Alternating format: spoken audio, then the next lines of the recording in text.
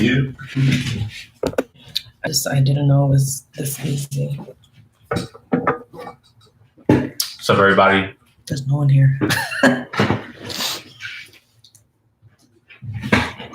me see if on my computer it says live. Hey, y'all. Welcome. It's currently hour 2 of our second night of curfew here in Los Angeles. This was unplanned live. We didn't announce it, but we felt that in this moment it was important, relevant, cathartic to just talk to folks about what's going on, about what you all are seeing in your cities. My name is Ofelia, Carrillo, co-editor at ANTICONQUISTA. I'm Ramiro Fúnez. I'm also a co-editor with ANTICONQUISTA. Can y'all hear us okay? For anybody watching, can you put audio okay in the chat just to make sure we're good? And ANTICONQUISTA, for y'all who follow us, is an anti-imperialist media collective. Let me know if at some point it goes out or anything like that. So like I was mentioning, it was an unplanned live, but we wanted to get out here and just talk about the things that have been happening out here in LA and really the nation. It's not just unique to LA, but LA's uprisings and protests in the wake of the murder of George Floyd, literally in the exact same fashion as Eric Garner, just a couple years back, of which Ramsey Orta, who recorded, right, the vile murder of Eric Garner, is still in prison. Like to this day is in prison because of that recording. And flash forward now to 2020 in the middle of coronavirus pandemic, and the exact same thing happened in Minneapolis to a hardworking, normal Black man in the middle of in Minneapolis, and it's people in LA. The protest started on Friday. The first curfew came into effect yesterday. Yeah, that's right. Yesterday, Saturday night into Sunday, and then now there's a second curfew, of which, mind you, I was out on a walk at 5:17. I could look for my phone for the exact notification saying 40 minutes at 6 p.m. there was going to be a curfew from 6 p.m. to 6 a.m. And obviously, I was walking with my mom and I told Ramiro, I was like, hey, do you guys need anything from outside? Because we're not going to be able to go outside if they see you. And our police sheriff, LA County police sheriff from the sheriff's department, because there's two police forces, major police forces out here in LA City.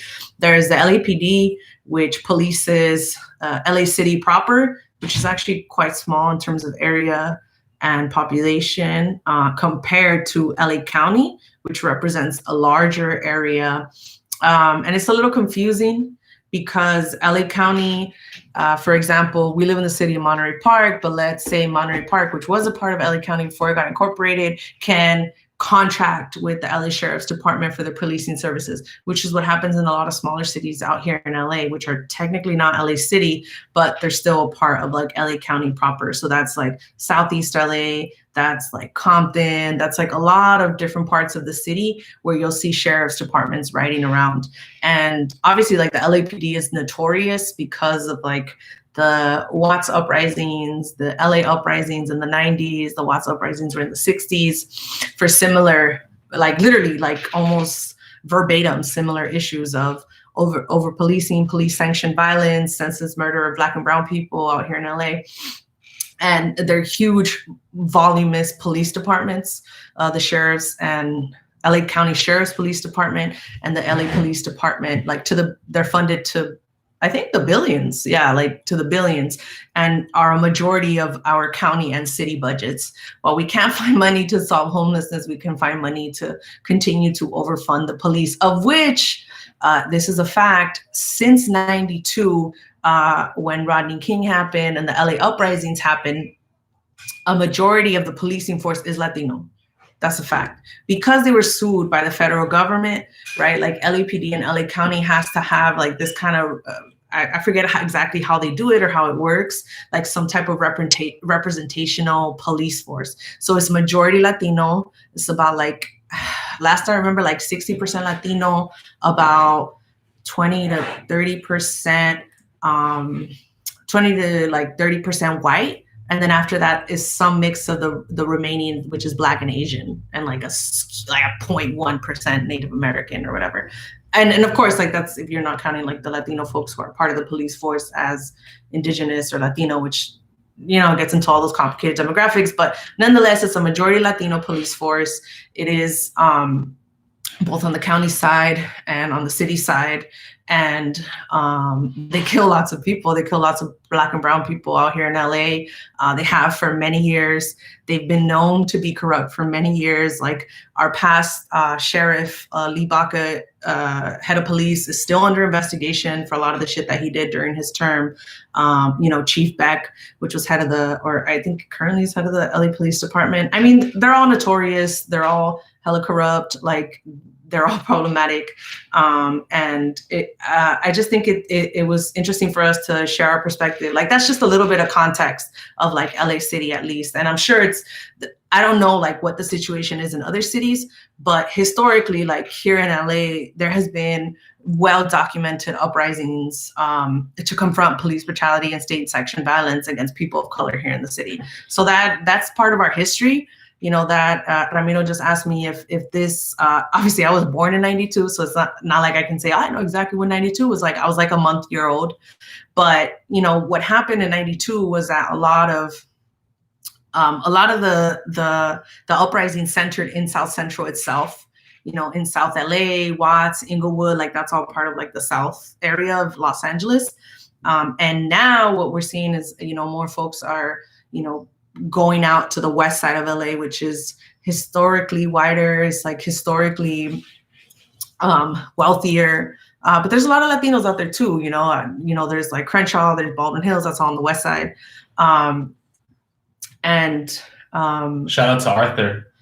Thanks y'all for joining us. Let us know where you're coming in from. And we wanted to just talk about like what we've been seeing on social media, what we've been seeing on the news.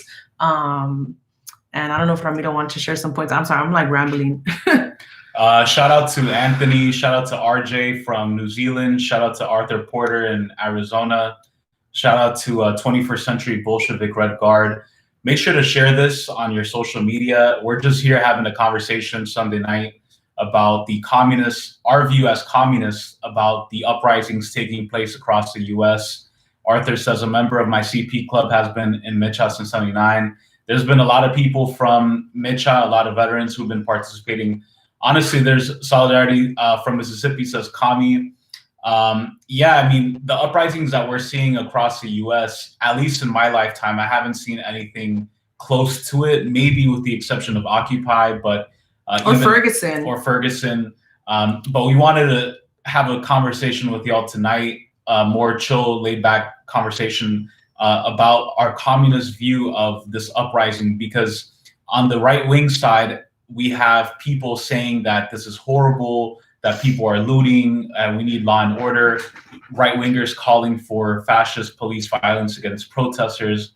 Then you have the liberal view, which is like playing into this whole respectability politics bullshit of like, you know, looting is beneath us and blah, blah, blah, blah. And we need to like be like MLK and this and that.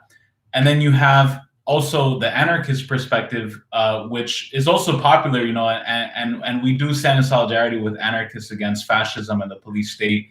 But as communists, we also have our own perspective of uprisings, of what revolutions look like, how they should be organized. And so that's kind of what we wanted to talk with y'all tonight about, is what our view as communists is of these uprisings. I don't know, what do you think, Ofelia, about like, what do you think so far about how these uprisings are taking place? Yeah, I mean, there's been a lot of suspicious things, just the way things are unfolding, organizing, or rather not organizing, like a lack of organization, I feel. And there's a lot of good intentioned and well-intentioned people out there, like people who, you know, this may be like their first entrance into like political activism, like their first kind of action and move into the streets. So I think it's important to encourage people, but I think it's also necessary to point out that there is like one, like it looks like a lot of like cop infiltration or like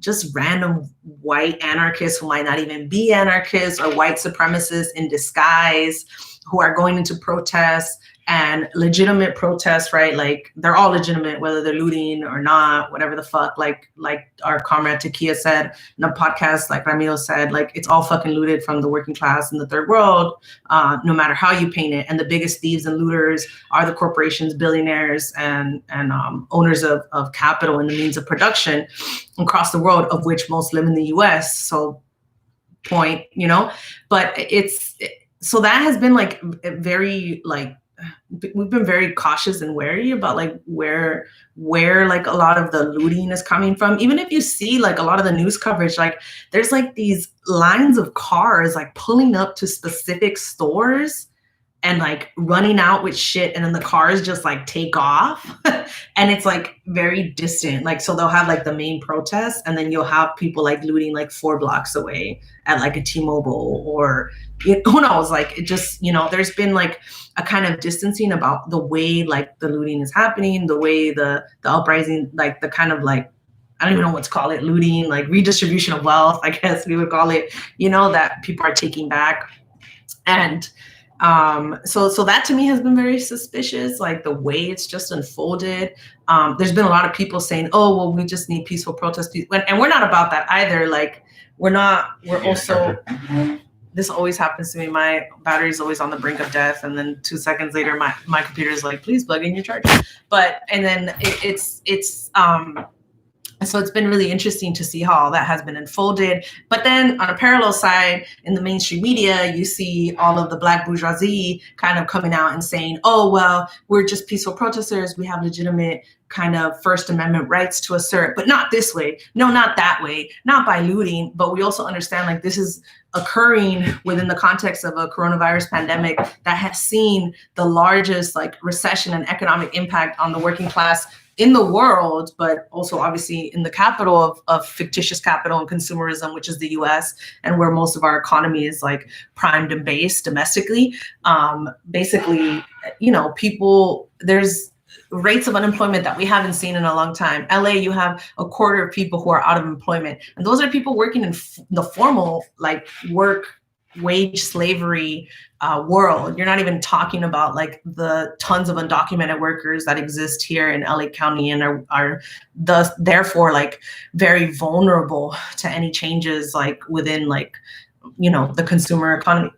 And so there's that effect as well. Like people are going out and you're seeing people coming out of CVS with like diapers and shoes. It's not like people are getting luxury items or goods. Well, on Rodeo Drive, but also like screw all those companies and all the wealth that they've stolen from the rest of the world through their nonsense, like leather and luxury goods. But so then there's been that, like where people are kind of hiding also the kind of economic factors that lead people to that lead people to redistribute, that lead people to go out there and literally risk their lives for like diapers, for basic sanitary goods.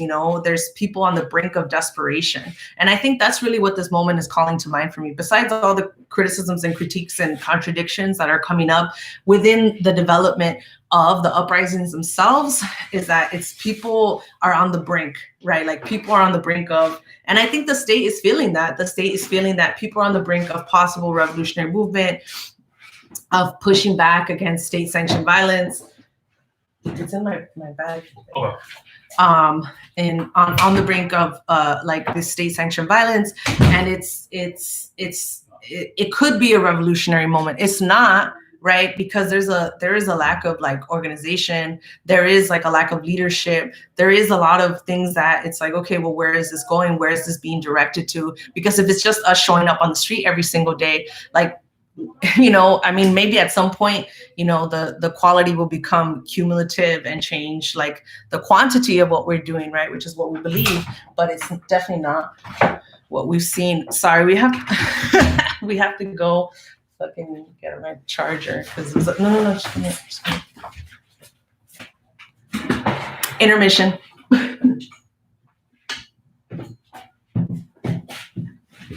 All right, we got it. Sorry, let me check out some of these comments. And Antifa, as we know, right, like as Ramiro was commenting, and a lot of people have, right, a lot of MLs and communists and socialists, we know that, you know, that the anti-fascist movement comes with the rise of fascism in Europe and the Third Reich, and those who would like fight against like the Nazis in Germany and the Mussolini, what were they called? The brown shirts, I think. Mm-hmm. The brown shirts in Italy, like, but they were also politically centered, right? It wasn't like adventurism, which is, I feel like a lot of what people take on as Antifa or anarchism vaguely here in the US.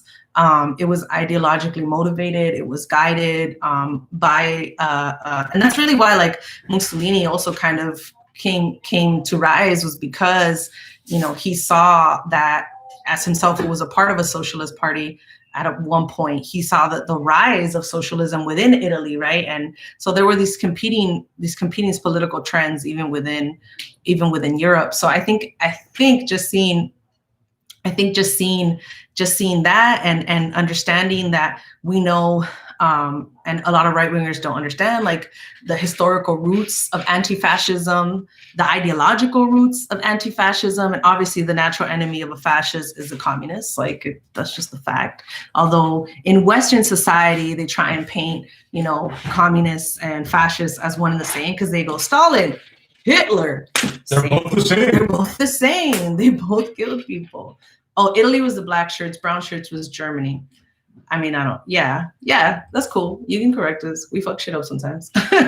And so I think there's a lot of key moments where people can be pushed towards socialism, dialectical materialism, and building revolution, as opposed to kind of this like more like chaotic, disorganized. And I think that's what they want, right? Like they want people to set buildings on fire. They want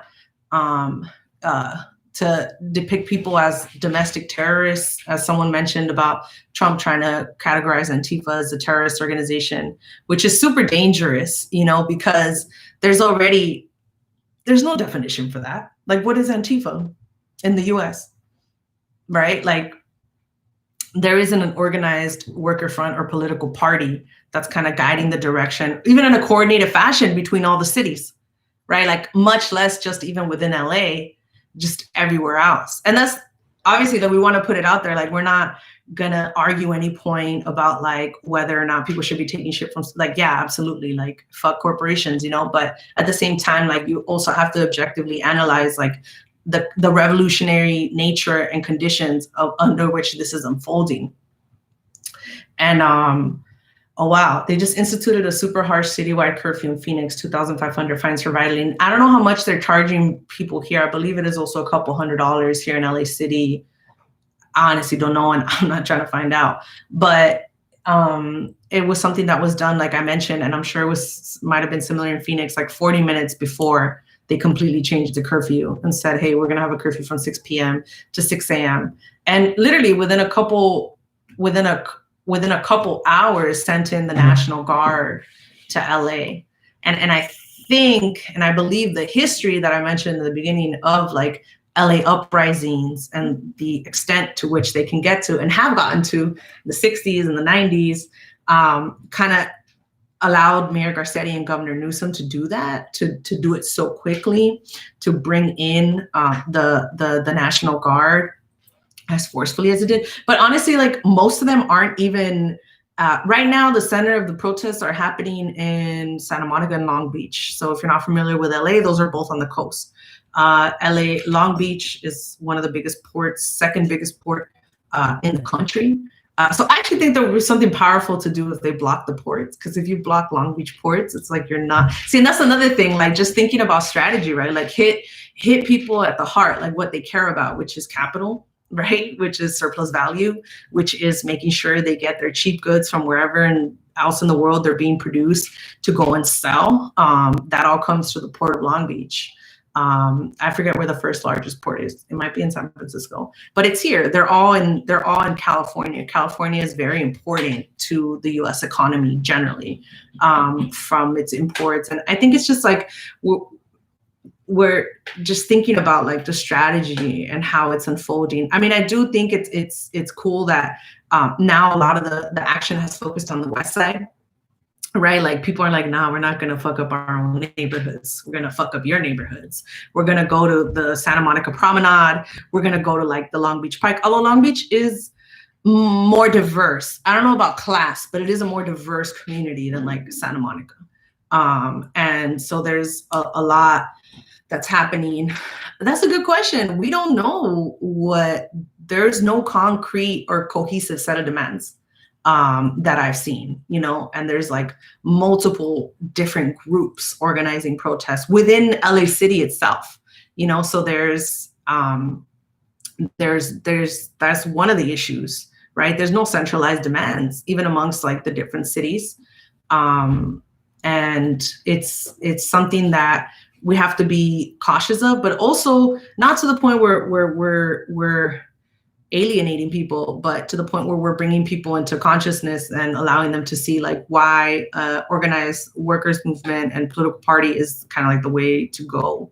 And it's something that I think someone tweeted, I think it was Ajit Singh, he had a really good tweet where he said, look, this is how the US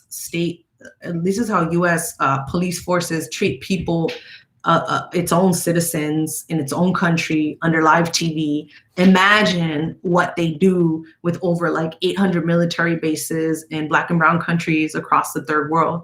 And I think that was a really good point. Like it was a really good point to bring people to like a kind of internationalism of like, this is the state sanctioned violence we're experiencing for a few days. That's the kind of violence that like fucking drones exact on people in fucking Pakistan and fucking factories of European clothing companies in Bangladesh or fucking Hanes in Haiti. And I think a lot of liberals have taken this moment to kind of point fingers and say, well, if you're talking about anything else, you're detracting from this movement, you're detracting. And no, it's like even Huey Newton, when you know, if you read anything of Huey's writings, when he talks about like the oppression of Black people in the United States and how we must vehemently oppose the oppression of Black and colonized indigenous peoples in the rest of the world.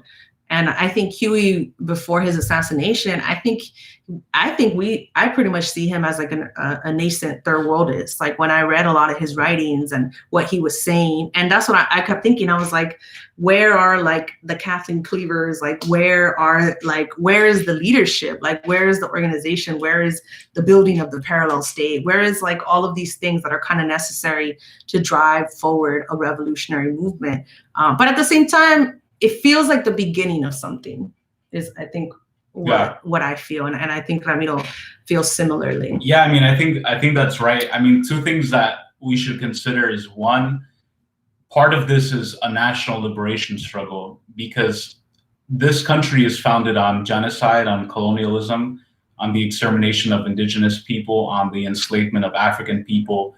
The United States was built on the exploitation of Black and indigenous people. And so we have to consider it through that lens of like, you know, this is a national liberation struggle and it's never perfect. And the same way that, for example, we shouldn't talk shit about the way people in Bolivia are fighting against imperialism or the way people in other parts of Latin America or the world are fighting against imperialism. We also have to keep that in mind, right? And we support the protests. But I think Ofelia brings up some really good points in terms of the leadership and also where it's going, what are the goals. And I think that this is where it's so important to really understand what the communist perspective on all of this is. Like, what is the Leninist understanding of uprisings, right? And one of the key things about Leninism is not bowing to spontaneity, not bowing to unorganization, to horizontalism. In any mass uprising, in any revolution, you need structure, you need form. And I'm sure out of this, if this continues to sustain and grow bigger, we'll see something more organized and more unified. So Orlando said, thanks for your perspective. I'm a bit late to the stream. I appreciate the post. Shout out to you, Orlando. Arthur Porter says, that's ultra left deviations thinking. If there wasn't at least some property destruction, these protests would be ignored. At the end of the day, there's a lot we can say in terms of criticism of the movement that's taking place across the country. As communists, we should be thinking about how can we support the oppressed nations who are leading this movement, Black and brown people. What role can we play, and how can we move it in a direction that challenges the capitalist imperial system? And even more importantly, how can we internationalize the struggle in a way that that links it with movements around the world? Because at the end of the day, too, like people in Africa, Asia, Latin America, they're fighting against the same racist U.S. imperialist government. You know what I'm saying? So we need to link up with people in Venezuela, in Cuba, in Iran, in Zimbabwe. People in the third world, in the global south, already have experience dealing with this racist imperialist state. We should also be linking up with them, because when we stay within the confines of the US border, that's how these movements end up failing time and time again. Look at what the Panthers did in the 60s and 70s. They linked up with the DPRK, they linked up with China, the Soviet Union, and they understood that internationalism is the key. And I suggest check out an article on our site written by Nick Ayala, who's one of our co-editors. Shout out to Nick.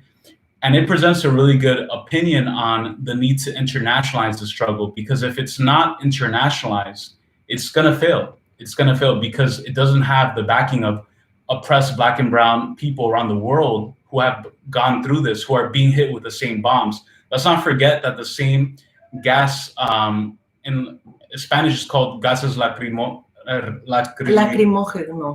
Lacrimógenos is a tongue twister. And those same bombs are the ones that they use against Palestinians, that the Zionists use against Palestinians. It's the same ones that the Chilean police throw at indigenous people that the US sells to them.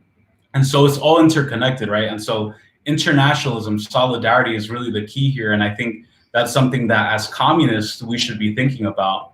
And I know Kaname Suzaku agrees we need internationalism. I definitely agree. This needs to be an international movement.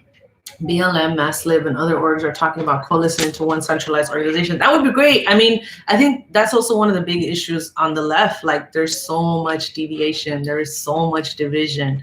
I've never been a member of a communist party myself, but Ramiro has been. And it's like one group will have like 10 members and then splinter off into like 10 members. And when we started ANTICONQUISTA, we started a party, but then like had to kind of reel it back and decided that the conditions weren't ready for that. Like it just, you know, there's like these kind of disparate, and the nonprofitization of a lot of groups, because even BLM is an official nonprofit. I know Arthur was mentioning them about the kind of coming together of all these different organizations, but BLM has been known to be funded by like the Ford Foundation. Like the US is so effective at taking like legitimate mass movements and nonprofitizing them, like bureaucratizing them, like making them into these, you know, what is it, like safety valves for discontent and discord. And then giving people 9-to-5 checks and jobs associated with them. And so this is something that is really effective at dismantling mass movement. And that's why I think like if there is something that's going to bring about mass movement and change in the US, it's not going to be funded. Yeah. It's not going to be paid. It's going to be people sacrificing money and time of their own to kind of just go out there and do this. And I saw a couple of like, there's a lot of those like Twitter, social media, Instagram kind of quotable things that are happening in this moment.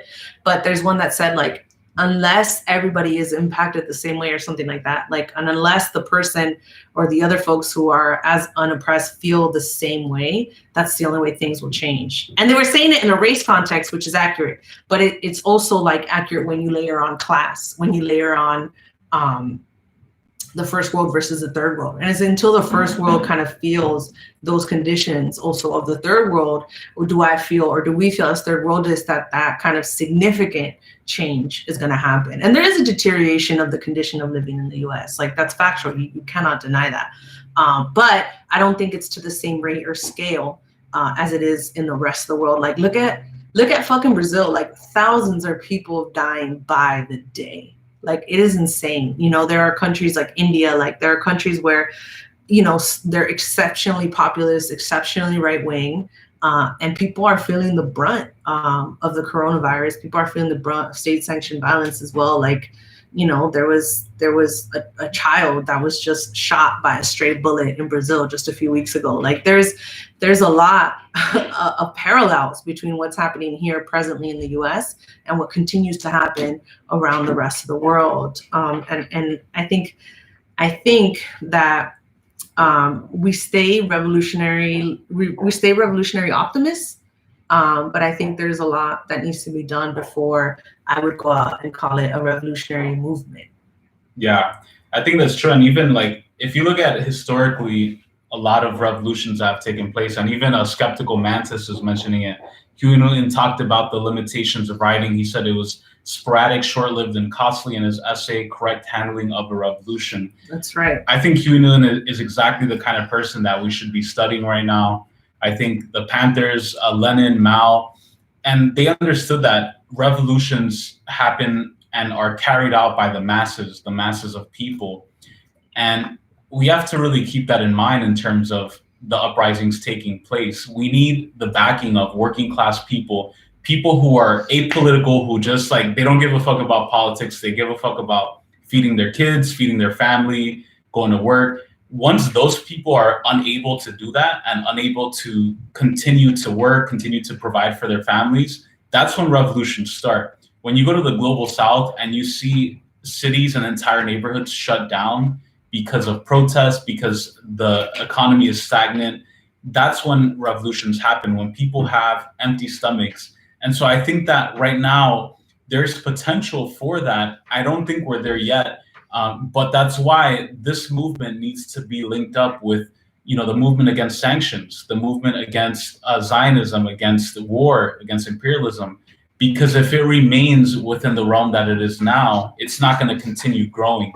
And revolutions, the same way that Lenin spoke about revolutions as a spark, right? That's why the Bolsheviks, their first newspaper was called Iskra, which means spark in Russian.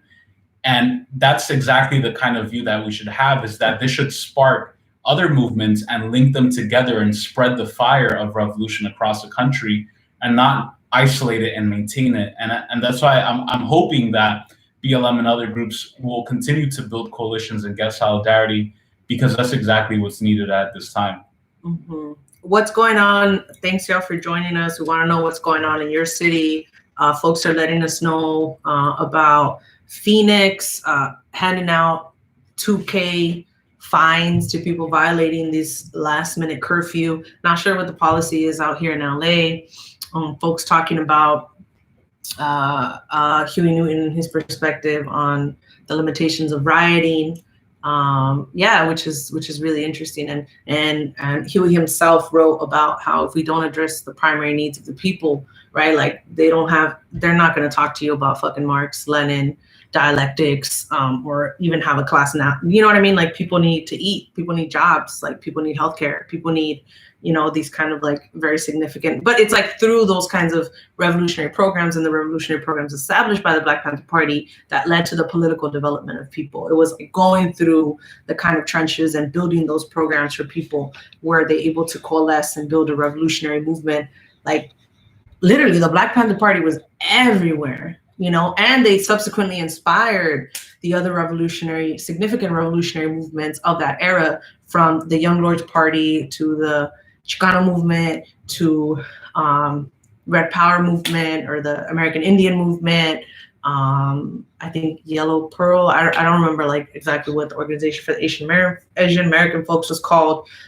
There was a lot that, you know, that kind of movement that the Black Panther Party helped shape and inspire. And they were always internationalists. They were always in solidarity with the third world. But we want to know what's happening out in your city.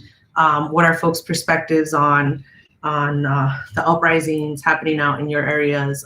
There's also been a lot of international stuff. Like I know there was like an anti-fascist protest, of course, out in Sao Paulo and Rio and Brazil today. There was some protests in London as well, in the UK, as you can imagine, with a large reach of the British Empire, especially into the Caribbean, and the lives of Black folks and Afro-descendant folks who live, Caribbean folks who live in the UK, who have also been subject to mass amounts of state violence out in Europe, also in Brazil, which is a Black country, under the leader of literally a fascist named Jair Bolsonaro, who celebrates the military dictatorships of Latin America. There's a lot of bougie middle-class people, Masuf, reacting in sympathetic horror. People are scared. Yeah, there's just a lot of, I feel like a lot of opportunism kind of like coming out that you see on social media. People that say,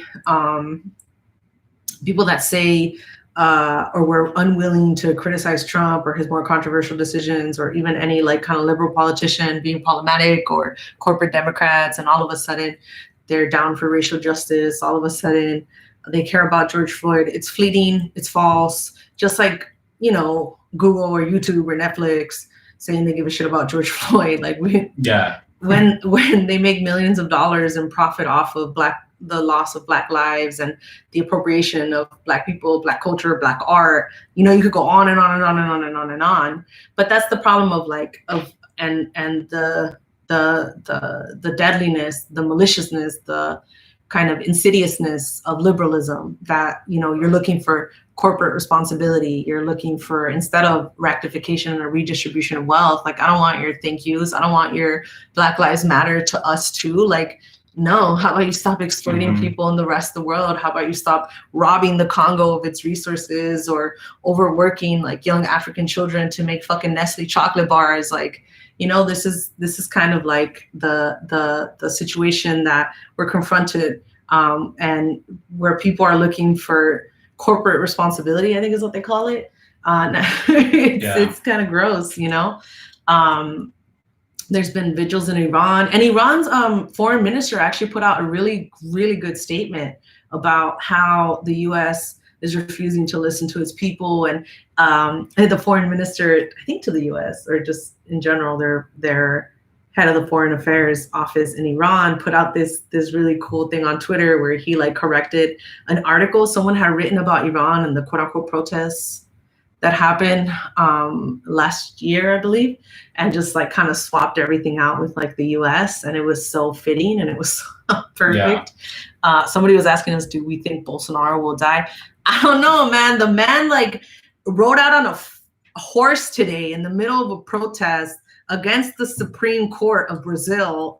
I don't know, like, maybe he's like a Satanist or something, because the guy is like old as hell, runs around during like a horrible pandemic without a face mask or wears it wrong and touches people everywhere and doesn't seem to get sick. So I don't know, like whatever. But I think obviously there is already like uprisings. There is already like, you know, people in Latin America, but specifically in Brazil, like, and have been resisting for a long time.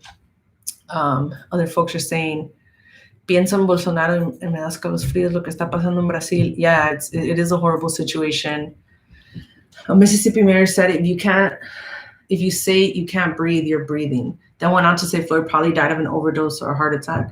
People protested him to step down, but he said he won't surrender to mob mentality. And that's wild. Like, that's wild that people are allowed, that these elected officials, in fact, we live here. I used to live in a council district here in LA City, where my city councilman, Jose Huizar, he's no longer my city councilman because I don't live there anymore, but was and is currently under FBI investigation. Beyond that, he had multiple affairs, documented affairs, of which he was sued for, still kept on the LA City Council payroll, of which is the highest city council payroll in the country. They get paid like over $200K. Every single one of them cuts like a $250,000 check.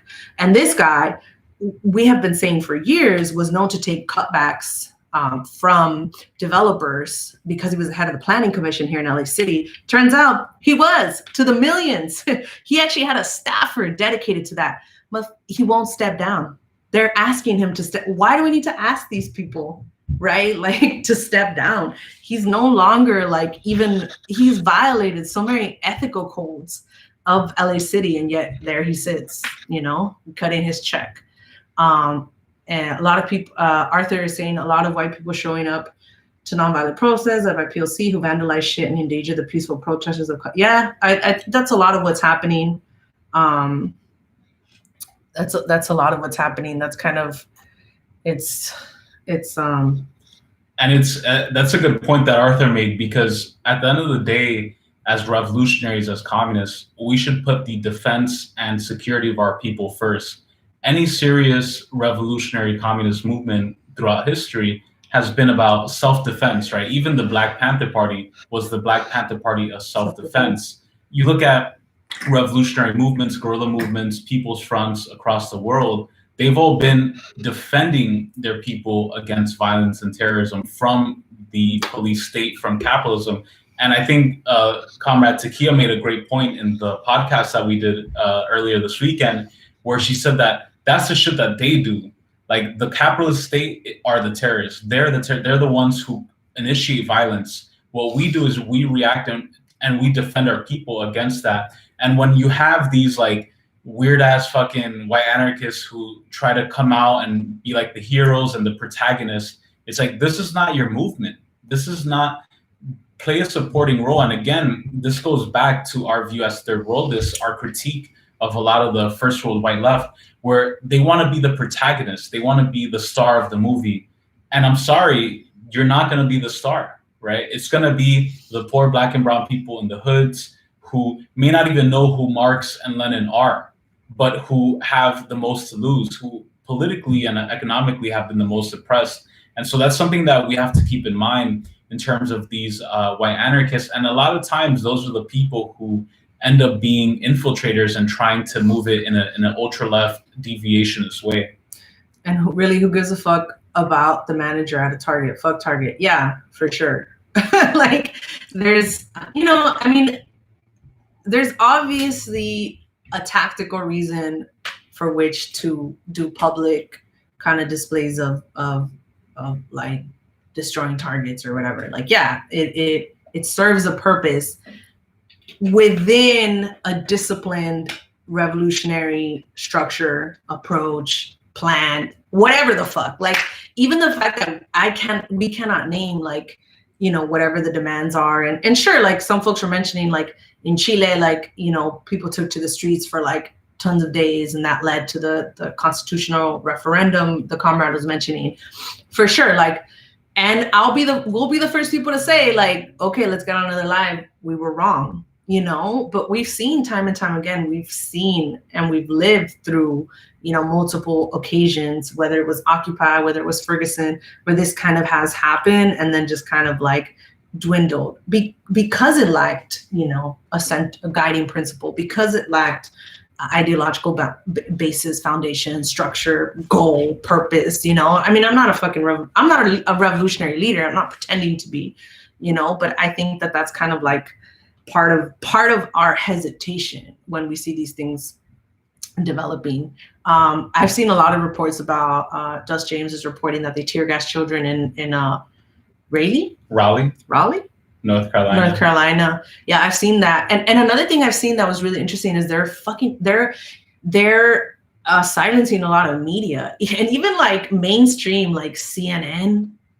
What's that German outlet? DW, like Vice, like of all the outlets, like in Minneapolis the most, but it's been reoccurring in other places. Like here, they just shot a dude who works for like the local like NPR radio station, like what in the throat. They've been shooting a lot of people in the eye, a lot of journalists in the eye, which is all of that is, there's a tactic to it. It's purposeful. And I think it's really great. Like the people who are out on Twitter and like documenting that, because that's work in and of itself. Like going and building these threads and documenting the way like the state sanctioned violence against media, even if it's the mainstream media, it seems like even they're not fitting the bill at this moment, because it is so egregious. Mm-hmm. It is so egregious, and it's getting to the point where like state sanctioned, it's like so painfully obvious. Yeah. Like even the LA Times put out an op-ed from Abdul Karim, I forget what his last name is, about like why the protests are happening. And I think that's really interesting. Like, I think it's like, even the way the police is reacting to journalism, to media, that's coordinated, right? There's a reason why, even though people are like putting their hands up saying, hey, this is my press pass, this is my press pass, this is my press pass, they're getting knocked out, they're getting tear gassed, they're getting rubber bullets to the eye, right? It's like, you know, even the folks that we thought were totally like comprador and bought in to the ruling class, which like 95% of the time they are, you know, are getting blowback from police forces across the US, not just like in states you would consider red states or right wing, it's everywhere. And I think that to me is very telling. That to me is very telling. I don't want to say it's exciting, but it is significant. Like it's something that as I was scrolling through Twitter, I was just like, oh shit. You know, it's like, this is something that maybe this is the beginning of, I think someone mentioned like an empire in decline, right? Like this is the fall of the Roman Empire, when you begin to see infrastructure falling apart, economic indicators falling apart, plague. Yeah, like the self-cannibalization. Like there's a lot of like interesting parallels about what's happening. Mm-hmm. Yeah, 2 points I wanted to make related to everything going on. First, related to what Ofelia is saying, it's exactly right. I mean, Lenin has that quote where he says, fascism is capitalism in decay. And that's exactly what we're seeing now, where the exhaust pipes of US imperialism are no longer working, right? The ability for US imperialism to co-opt people of color, to maintain its tokens, they're running out of steam, they're running out of capital. Right now, the US is in one of its worst recessions, and we're probably heading toward a depression, right? And so there's no jobs, there's rising unemployment, there's more police violence. The only way it responds is with more state violence and terror. And that's what we see with fascism, where you have the attacks on Black and brown people carried out by the state. And that's the first point, is that I definitely agree with what Ofelia is saying, is that this symbolizes the decay, this fascist turn symbolizes the decay of capitalism and imperialism. On the other hand, I also do want to make a point in terms of the communist perspective on these uprisings, is we have to also really understand what is the state, because a lot of people are talking about the state, which is good, but that's step one. Step one is identifying the state as the issue. But what is the state? The state, according to the Leninist view, the communist view, the state is an instrument of class rule used by one class to dominate another. The state isn't an entity of its own that thinks for itself, that acts for itself. It's controlled, it's a weapon that's wielded by one class to suppress another. In this case, in the US, it's the capitalist, imperialist, white settler ruling class that uses the state to suppress Black and brown workers. And that's why we see the original rise of the police force came from catching enslaved Africans who liberated themselves and were heading to the north. And you had the original badges that actually said slave patrol for the police. And so the state is an instrument used by this white bourgeois ruling class to suppress Black and brown people, workers, poor working class people in the US. And so with that, we also have to add as communists that if we're in a position to build movement and to eventually take over and take power, we have to take wield of the instruments of the state to suppress the bourgeoisie and the ruling class. And that's what we've seen in communist revolutions throughout history. When we're talking about the Soviet Union, when the Bolsheviks were able to establish dual power, take over the state and use the state as a weapon to suppress the bourgeoisie. The same thing in China.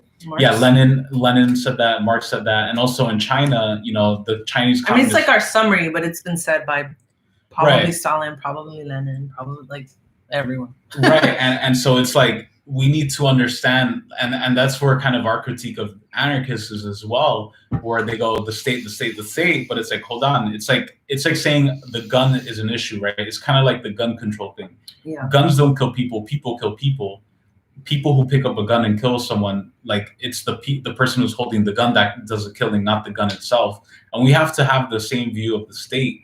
And so as communists, we view the situation in a way that we have to figure out a way to take hold of the state and use it to suppress people like Jeff Bezos, to suppress the Zionists who want more wars in the Middle East, to suppress the ruling class who doesn't produce any value and just makes money through accumulation and destruction.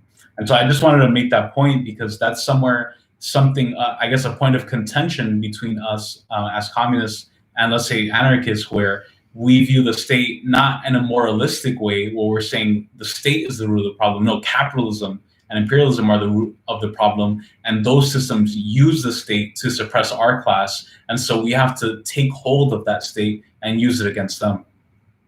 And that also becomes distinct from a revolutionary state, a dictatorship of the proletariat. And I think that's, there's California love. Oh, thanks. Saludos desde Mexico. Thanks for thanks for joining us. Australia, thank you so much for joining us.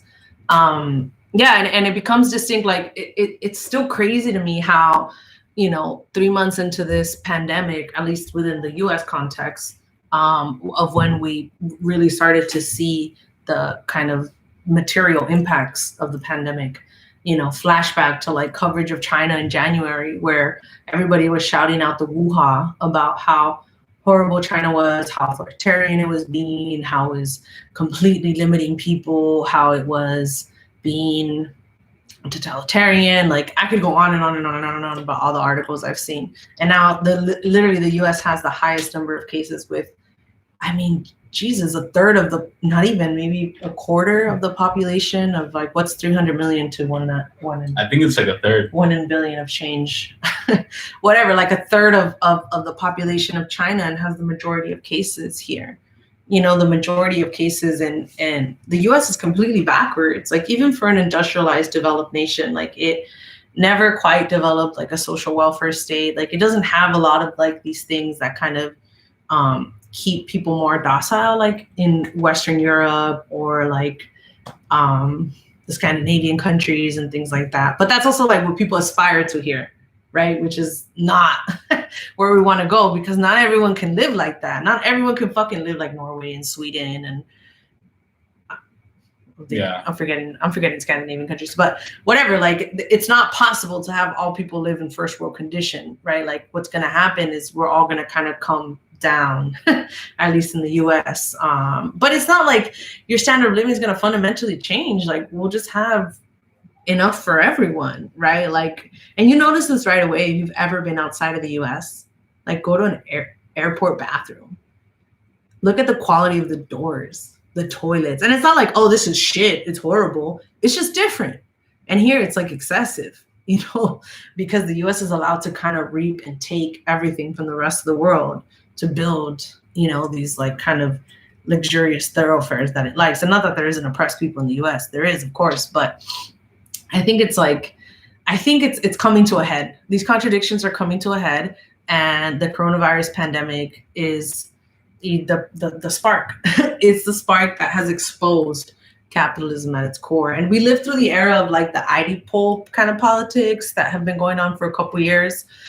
That's kind of been negated, right? People have seen the shortcomings and the deep liberal roots of identity politics. And now people are moving either into, I feel like, two directions, like a lot of people are saying. You're seeing the rise of like, it's almost like we're in the 1920s again, in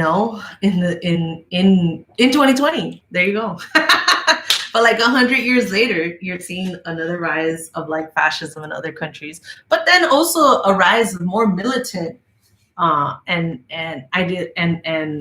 ideologically founded like leftism, right? Like socialism, like true socialism in the world. And I think that is a point where we need to draw inspiration, and that's a point where we need to guide our revolutionary moral, our revolutionary optimism. I think is the point where I'm getting to, where before it was kind of like despair, and you're like, what is going on? What is my role? What do I need to do? And I think at this point, it's becoming more and more evident, at least to me, that it really, like, I know we've said this a lot, and we've said this a lot, that it just can't continue, right? Like the US cannot be empire forever. And I think that's the beginning of what we're seeing. And will we see revolution in our lifetime? I don't know. What do y'all think? So Orlando was asking, what do you think will happen? Orlando M said, if things begin to escalate, what type of executive orders do you think would be implemented? What's the next move from this administration? I mean, I think more of what we're seeing already, which are these curfews, these arbitrary curfews.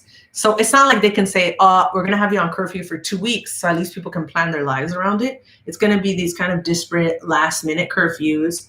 Get more people in the prison industrial complex as possible, give more people misdemeanors, give more people records, build people's files, so that if and when, Trump issues some executive order and calls Antifa a domestic terrorist organization, fulano already had like this misdemeanor from that protest and this misdemeanor from that tweet or this misdemeanor from that. And then they're going to build a record and they're going to kind of artificially create this history of, it's shit, things they've already done, right? Like things they've already done beyond like the surveillance they're already doing, right? Like they passed that House Act bill, was it 666 or something like that? Like the House bill that bill they passed recently were basically an extension of like the Patriot Act, where they can now monitor your internet records without you knowing. So, I mean, they were literally already doing that, but now they have legal permission to do it. So whatever. But so I think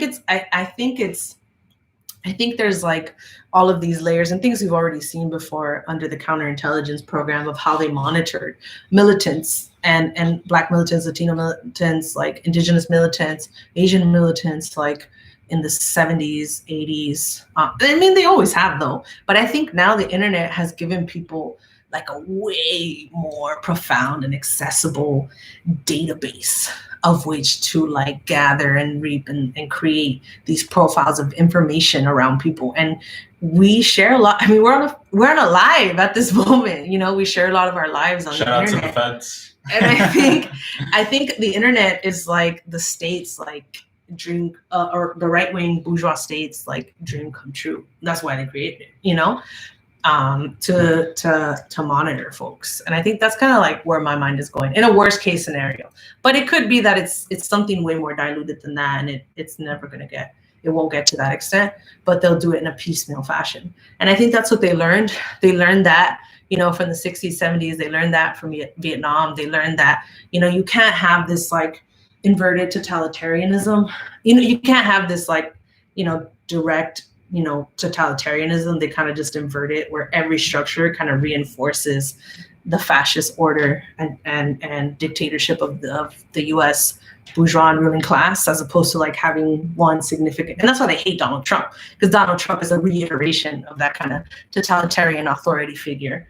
And that's why the ruling class hates him, because they've gotten so good at obscuring their shit, that Donald Trump, who kind of just goes out there and blabs all this stuff, but it in some ways like less of a wolf in sheep's clothing, as Malcolm X said. Like it's very clear whose side he's on, and therefore it's clearer how to build a resistance, how to build opposition, and how to coalesce around said opposition and kind of iron out more of the kinks that we see here. But I mean, I think one thing I think as communists we have to understand when we're looking at these uprisings is that revolutions and movements in general are a process. If we have a dialectical view of understanding the world, we know that things are constantly in motion, they're constantly changing. So the character of these uprisings today may be different tomorrow or the next day or the next day. They're constantly changing and evolving. And so who knows, maybe it might be that it may move in a more communist, anti-imperialist direction, which I think would be positive. Or it could also move in a right-wing direction. It could move in an anarchist direction. It can move in many different directions. And so I think that's something that we have to keep in mind in terms of the communist perspective of these movements, is that it's constantly changing and constantly evolving. So any value judgments that we have of it, of saying, oh, well, these liberals are in it or these anarchists are in it, so it's from beginning to end, it's horrible. That's an undialectical way of viewing it. The same way that, for example, in the Cuban Revolution, the first protest that started up against Fulgencio Batista, the people were wearing all white, they were carrying Cuban flags, and they were chanting the Cuban national anthem, and they were peacefully protesting. Now, fast forward 3 or 4 years later, they were wearing red and black bands, they were communists, they were guerrillas, and they were using armed struggle. And so even from that example, we see how from beginning to end, that revolutionary process drastically transformed. And that's something that we need to keep in mind for this uprising as well, is that it may be that it ends up being more of a revolutionary Black communist movement. It may be ended up like an Occupy, more class-based movement. Anything can happen. And so I think it's important for us as communists to understand that and to support its movement in a direction that challenges the enemy, which is capitalism and imperialism. Yeah. Yeah. No, I think that's exactly right. I think obviously at ANTICONQUISTA, we're in 100% support of, in whichever way the uprisings have manifested themselves, whether that's looting, whether that's peacefully, you know, like they're all part of the same fight. And I think I would want to leave that very clear for folks. Like it's not, you know, bringing up contradiction and constructive criticism, it is important, you know, and I feel like a lot of people are sidestepping that for individualized behavior rectification, like, unpopular opinion here, like, oh, you non-Black folks, like you need to like correct every family member about their anti-Black opinions. And like the problem with that is not that you shouldn't be, the problem with that is, sure, you should be doing that, but you need to address the systemic causes in a systemic fashion, right? Instead of going like piece by piece across every problematic family member you have. Like, yeah, I'd be dead if I would literally have no energy for the rest of my life if that's what I tried to do with every like Mexican uncle that I have. Like, it, you know what I mean? Like, it's, you know, like we got to address like the systemic issues. You got to address like the inherent white supremacy and anti-Blackness that is built into education, that was built into colonialism, right? Like slavery, genocide, you know, all of these things that build that anti-Blackness, that build that white supremacy, and those practices within Latin America and the Caribbean, amongst non-Black folks, obviously, and within the U.S. context as well. And it's like, it's not helpful. You know, I feel like that kind of social media bickering, like, where does that get you? Like, it gets you a like, it gets you a retweet, but where does it get us in terms of building? Where does it get us in terms of solidarity? Like, why don't we talk about Fidel Castro and how Cuba fought apartheid in South Africa? Why don't we talk about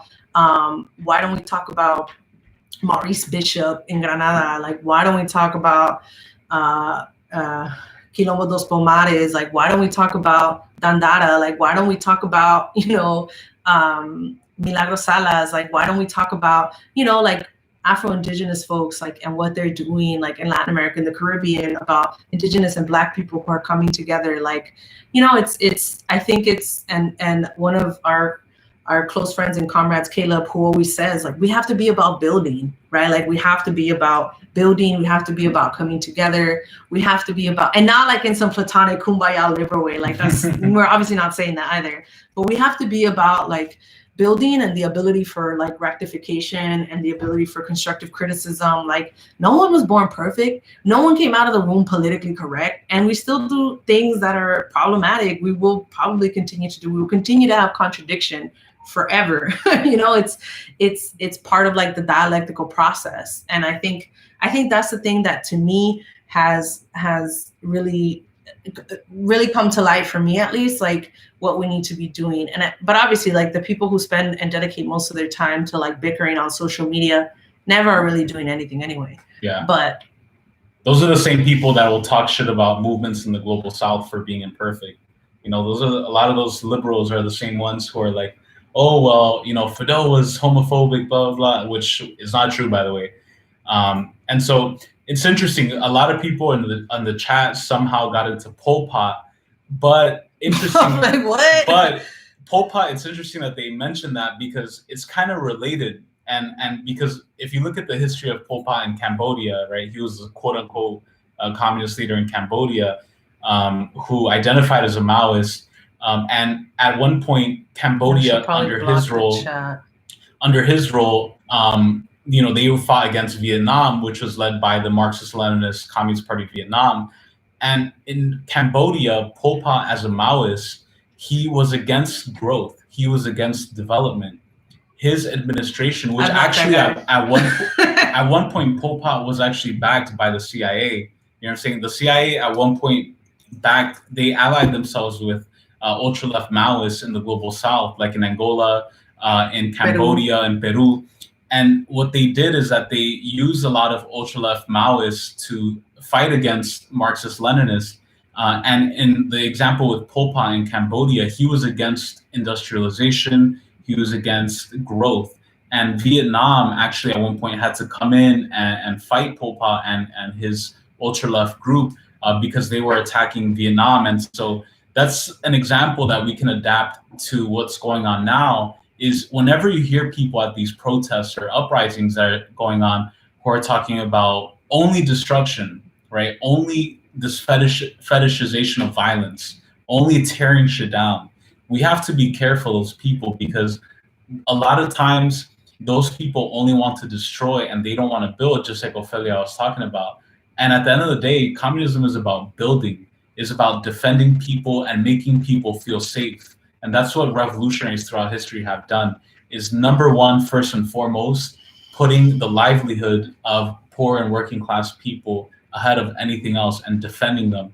And so obviously we support the uprisings and the protests, but just be careful of people out there, any anarchists or Maoists who are like, I'm more revolutionary than you, I'm pure, we're gonna go burn down. You gotta be careful as people because historically the CIA has used those people as agitators to move a principled revolutionary movement into an ultra-left deviationist violent approach that ends up alienating itself from the masses.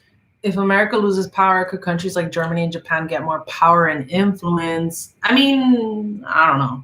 Like, I'm not too good at analyzing geopolitics. I don't think so. That. Can we ban anti-com? I did. I thought I blocked the one guy. Who else should I block? I mean, whatever. I'll block him. Yeah, just don't even like. Just don't even ignore fucking, him. Yeah. I think the more logical shift would be to China.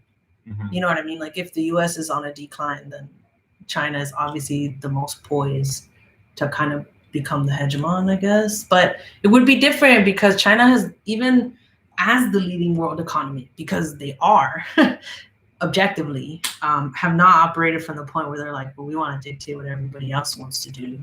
You know what I mean? Like I don't know. I don't have an answer to that. What could socialism, global communism, that's what we would want. You know, we would want eventually to get to a point where no hegemon was necessary, where, you know, we live in a classless, stateless society, you know? So that's the point. And people keep asking the same questions. People were saying that the chat's getting out of hand. So we're going to go.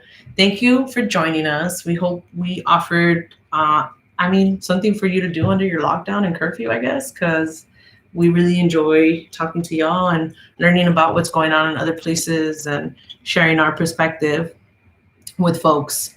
Block anyone who disagrees. How communist of you. Yo, we're not. You sound like a fucking Fed, bro. Dean, what the fuck? But yeah. When's the next live stream? We'll try and do one next week. Yeah, maybe we'll do one on like, I don't know, what would folks like for us to have a live stream on? Just let us know. We thought it would be good to just share space, kick back, chat, talk. Apparently there's some wild people in the chat. Yeah. That's cool though. Damn, I had a question. Great stream. Oh, send us your question. Nasim. Let us know, Nasim. And also let us know like what y'all are interested in us sharing or talking about. This is kind of last minute. We usually try and schedule them ahead of time and set a topic. That way people know to join. But we just felt like in the moment, as we're hearing birds, which are what people call helicopters. You don't know what birds are? Ghetto birds. Is the helicopters taking off from the sheriff's police station and things that are happening in LA. So we'll try and give y'all an update. Sorry, Dean Miller, your response is the most Fed. He's like, quote, I'm not a Fed, I'm just a free human. Dude, go to fucking Fox News, bro. But yo, thank y'all for tuning in, for supporting us. Make sure to follow us at ANTICONQUISTA. Suggestions for practical involvement. If you're talking about the US, then I'm always of the belief, just give money to like real people. Like not an organization. Like if you have a homie in Minneapolis, send them $100. If you have a homie in Detroit, send them $100. Yeah. Send them $100. Find a local group organizing around like trans Black folks. You know what I mean? Like the folks that you know are not going to get the means, that are not going to get the attention, that are not going to get the nonprofit grant, that are not going to get shouted out on Twitter. So yeah, thanks y'all. Peace out, everybody. Have a good night.